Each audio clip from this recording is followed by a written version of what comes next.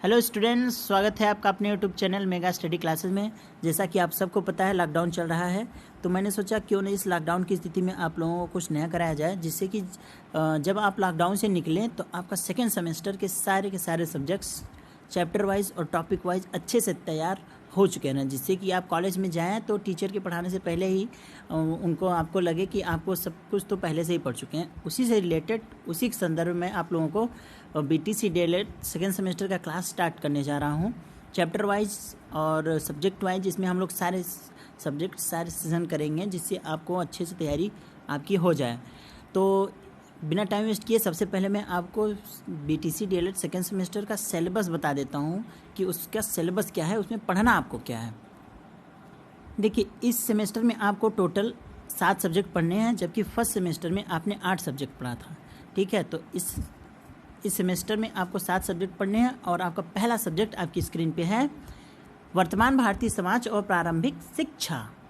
वर्तमान भारतीय समाज और प्रारंभिक शिक्षा, ये आपका पहला सब्जेक्ट है। तो पहला सब्जेक्ट के सिलेबस में आपको पढ़ना क्या क्या है देख लेते हैं।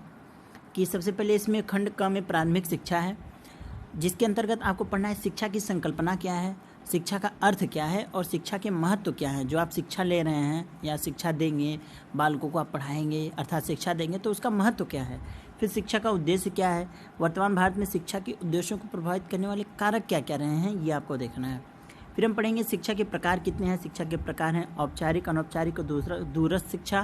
फिर देखेंगे कि औपचारिक शिक्षा क्या होती है, अनौपचारिक शिक्षा क्या होती है और दूरस्थ शिक्षा क्या होती है। ये सब हम इसके अंतर्गत देखेंगे। फिर देखेंगे कि प्रारंभिक शिक्षा की पृष्ठभूमि क्या रही है, मतलब प्राचीन काल, मध्यकाल और आधुनिक काल की जो शिक्षा है, इसके बारे में देखेंगे। फिर हम देखेंगे कि शिक्षा के प्रमुख शैक्षिक विचारधाराएँ क्या रही हैं, इसके आदर्शवाद, प्रकृतिवाद और प्रयोजनवाद को देखेंगे। फिर देखेंगे कि इसके भारतीय विचारक कौन कौन से रहे हैं, उनके बारे में हम थोड़ा सा देखेंगे कि उनके शिक्षा से रिलेटेड विचार क्या रहे हैं। जैसे हो गए हमारे भारतीय विचारक में, जैसे विवेकानंद हो गए, रविन्द्रनाथ टैगोर हो गए, महात्मा गांधी हो गए, डॉक्टर राधाकृष्णन हो गए, गिजुभाई बधेका हो गए। फिर देखेंगे कि विदेशी विचारक कौन कौन से रहे हैं, मतलब पाश्चात्य विचारक, पाश्चात्य मतलब विदेशी। तो उसमें जैसे प्लेटो हो गए, रूसो हो गए, जॉन डीवी हो गए, फ्रॉवेल हो गए, मारिया मॉन्टेसरी हो गई।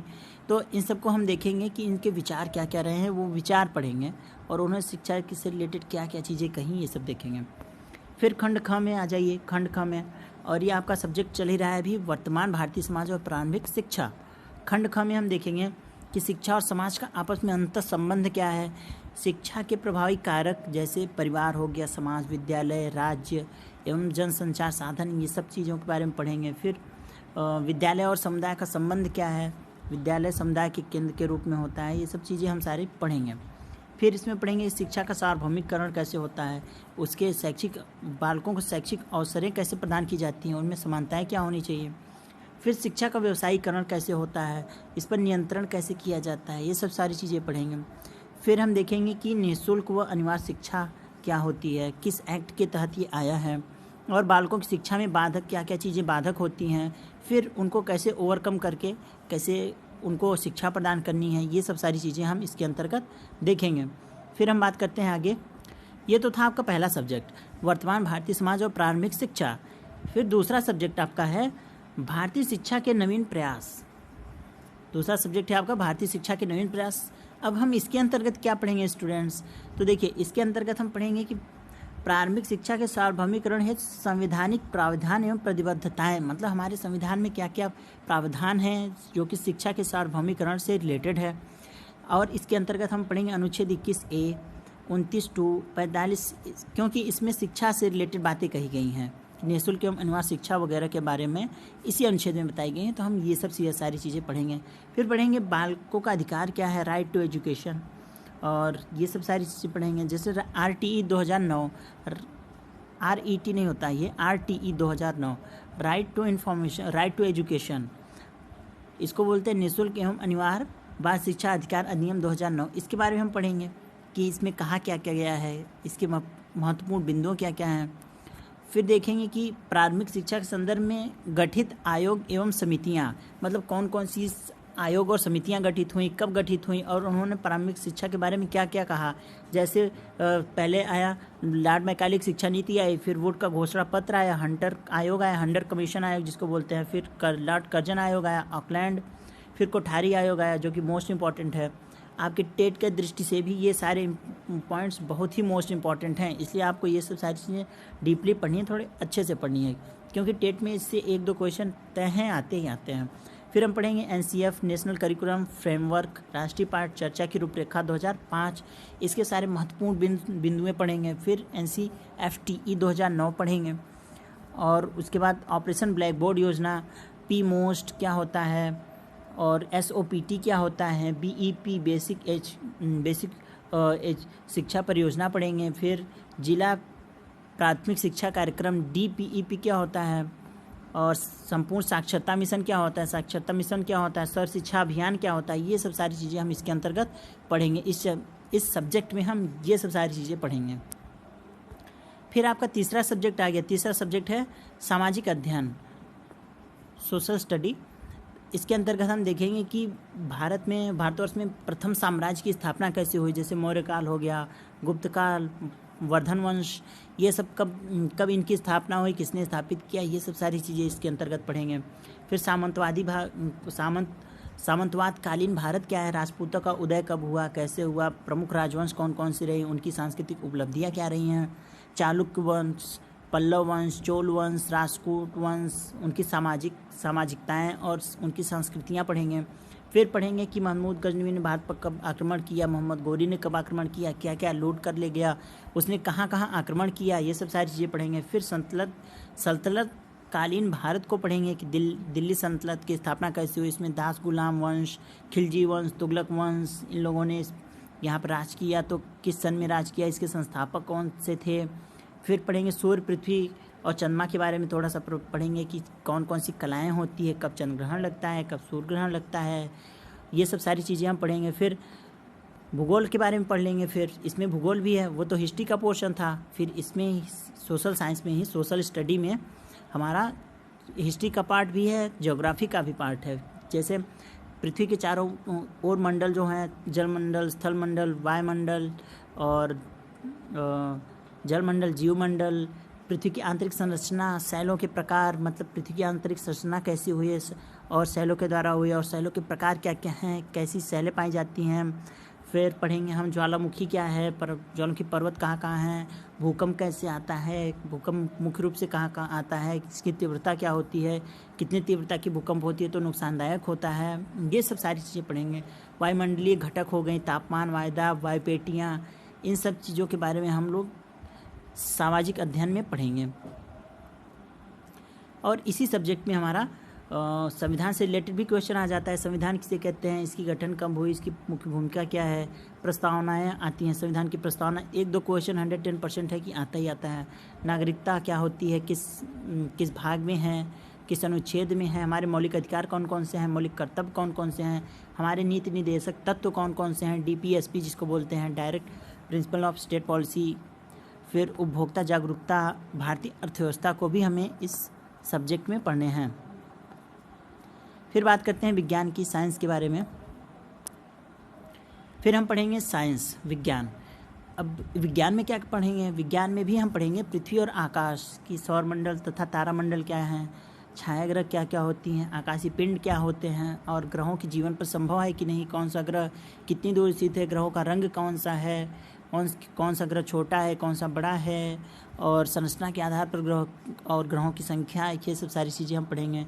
फिर मृदा और फसलों पढ़ेंगे, फसल चक्र पढ़ेंगे कि रबी की फसल कौन कौन सी होती हैं, खरीफ की फसल कौन कौन सी होती हैं, ये सब सारी चीज़ें पढ़ेंगे। फिर कार्य और ऊर्जा की परिभाषा पढ़ेंगे और इसके सूत्र पढ़ेंगे और इसके उपयोग कहाँ कहाँ होती हैं, ये सब सारी चीज़ें हम इसके अंतर्गत पढ़ेंगे।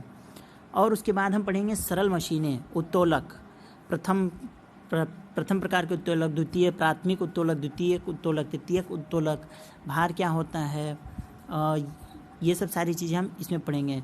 और आयाम क्या होता है, सरल मशीनों, उत्तोलक में ही हम ये चीज़ें पढ़ेंगे।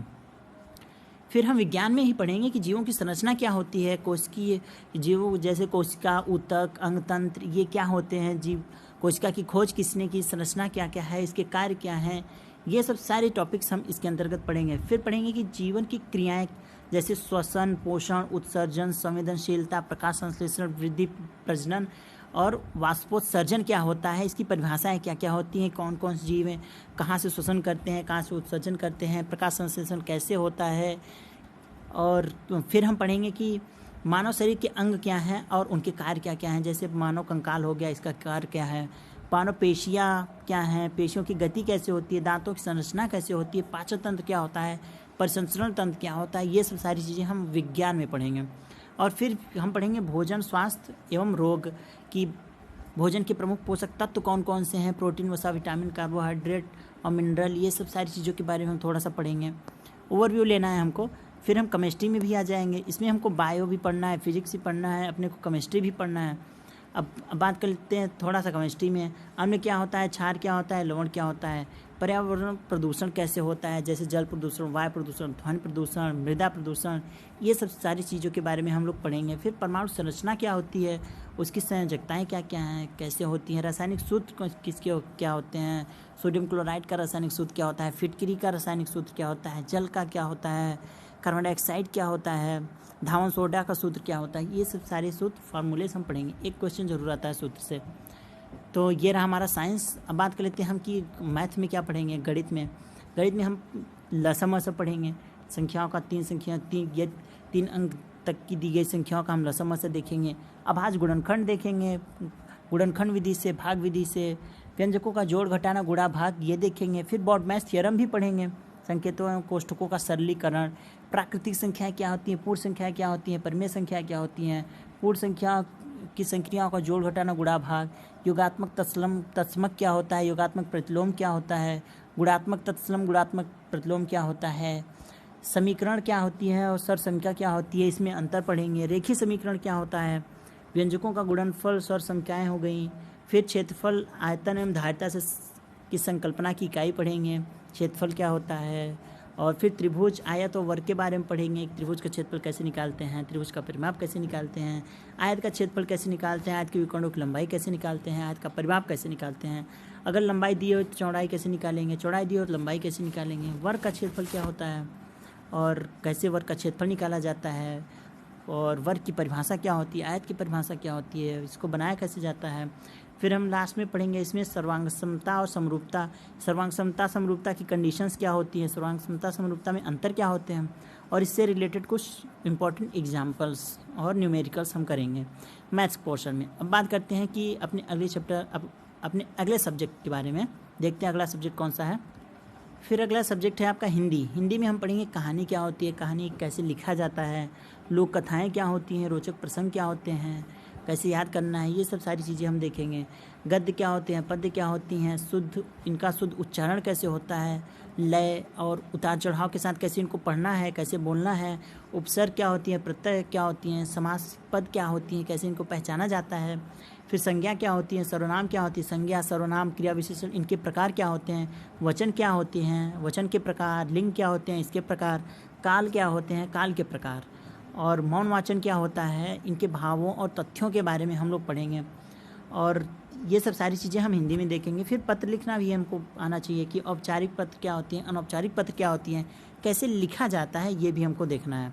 फिर हम लास्ट सब्जेक्ट अपना देख लेते हैं इंग्लिश में हम क्या पढ़ेंगे। सबसे पहले तो हम पढ़ेंगे अप्रोचेज कि डिफरेंट टाइप के अप्रोचेज डिफरेंट टाइप के साइंटिस्ट साइकोलॉजिस्ट लोगों ने दिया था, जैसे doctor West method, bilingual method, और डायरेक्ट अप्रोच क्या है, ग्रामर ट्रांसलेशन मेथड क्या है, बाइलिंगुअल मेथड क्या है, ऑडियो वीडियो मेथड क्या होती हैं, लैंग्वेज गेम्स क्या क्या होती हैं, मतलब लैंग्वेज गेम्स मतलब वे गेम्स जिनको खेलने पे आपका लैंग्वेज पोर्शन भी मजबूत होगा, वो गेम्स क्या क्या होती हैं, कौन सी होती हैं, इनके एग्जांपल्स क्या क्या हैं, ये सब सारी चीज़ें हम इसमें पढ़ेंगे। और स्किल्स क्या होती हैं, जैसे listening skill, speaking skill, reading, writing, ये सब चीज़ें हम पढ़ेंगे। और फिर हम ग्रामर पोर्शन देख लेते हैं इंग्लिश का। इंग्लिश में आपको ग्रामर भी पढ़ना है क्योंकि इसमें क्वेश्चंस आते हैं, जैसे वॉइस क्या हो गया, और नरेशन हो गया, और आपका सिंटेक्स हो गया, और नाउन हो गए, प्रोनाउन हो गए, कंजक्शन हो गए, इंटरजेक्शन हो गए, और नाउन के काइंड्स क्या हो गए, जेंडर क्या हो गई, ये सब सारी चीज़ें हम इसके अंतर्गत पढ़ेंगे। ईच, एवरी, आइदर, नाइदर का प्रयोग कब होता है, दिस, दैट, दिस, दोस का प्रयोग कब होता है, पोजेसिव फॉर्म्स क्या क्या होते हैं, और सब्जेक्ट ऑब्जेक्ट प्रीपोजिशंस कैसे होते हैं, फिर सेंटेंस में एरर निकालना भी आना चाहिए आपको। ट्रांसफॉर्मेशन ऑफ सेंटेंस भी हम पढ़ेंगे, जैसे एक्टिव से पैसिव में ट्रांसफॉर्म करिए, पैसिव से एक्टिव में करिए।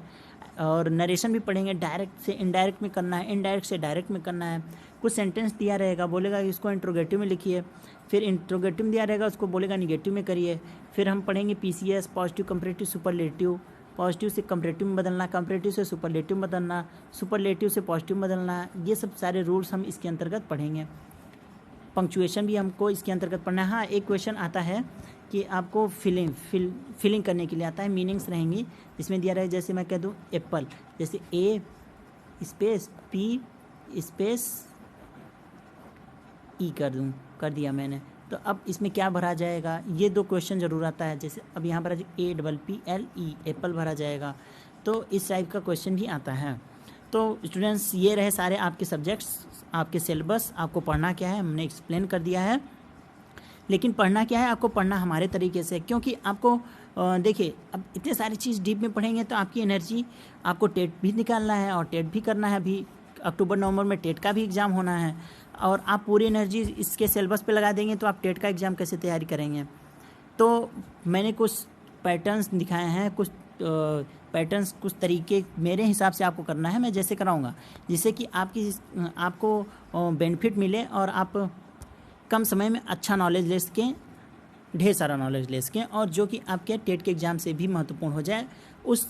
आपके उस टारगेट को देख करके मैं आपको पढ़ाऊँगा। अब ये रहे आपके 7 सब्जेक्ट्स, जिसको आपको 1 बाय 1 अब पढ़ना है, और अगले लेक्चर में हम लोग अपना सब्जेक्ट स्टार्ट कर देंगे, जिसमें मैं आपको फर्स्ट सब्जेक्ट पढ़ाऊँगा, और पहले फर्स्ट पढ़ाऊँगा, फिर 3 चैप्टर उसको करा दूँगा, फिर 4 चैप्टर अगला करा दूँगा, फिर 1 बाय 1 हम लोग इस लॉकडाउन में हम लोग कर ले जाएंगे, जिससे कि आपको जैसे ही लॉकडाउन खुले, आप जैसे ही कॉलेज में जाओ तो टीचर्स को लगे कि आप लोगों ने लॉकडाउन का कुछ फ़ायदा उठाया है। ठीक है, अगर आप चैनल पे नए हैं तो चैनल को ज़रूर से ज़रूर सब्सक्राइब कर दीजिए, जिससे कि अब जब भी मैं वीडियो डालूँ, मैं रोज़ाना वीडियो डालूँगा, जब भी मैं वीडियो अपलोड करूँ तो आपको नोटिफिकेशन मिल जाए और आप उस वीडियो का लाभ ले सकें। ओके फ्रेंड्स, और इस इन्फॉर्मेशन को अपने दोस्तों में भी शेयर कर दीजिए, जिससे उनको भी वो भी लाभ ले सकें। ठीक है, मिलते हैं फिर अपने अगले लेक्चर में पहले सब्जेक्ट्स के एक्सप्लेनेशन के साथ। तब तक के लिए bye bye, goodbye, thank you and I love you all, bye.